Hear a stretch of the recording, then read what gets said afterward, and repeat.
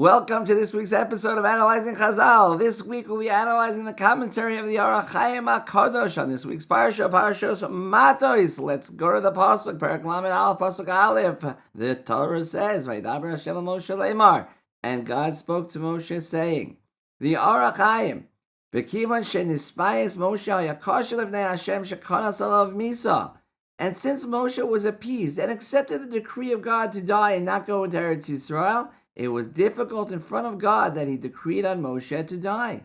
Hint to the question, when do you feel worse? When you have to do something to someone who will be upset by your action, or to do something to someone who will not be upset by the actions? Okay, let's stop for a moment with the hint to the question. Can you come up with the question yourself? Okay, here's the question.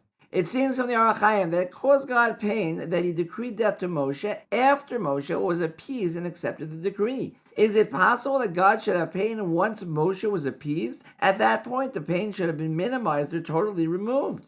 And the answer, as we always say, comes from within the question, which was, is it possible that God should have pain once Moshe was appeased? At that point, the pain should have been minimized or totally removed.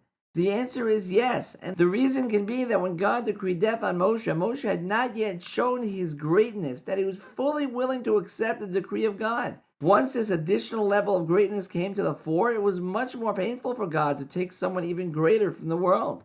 The practical application. In our lives and our positions as parents, teachers, employers, etc., we sometimes have to make decisions that relate to and can impact another person in a potentially negative manner. It is very important to really appreciate the person, which, as we see from this Orach Chaim, can impact our decision-making process, and if the decision still needs to stand, it will impact the way we approach them when we have to put our decision into action. Have a wonderful Shabbos, and we'll see you next week for Parshas Devarim.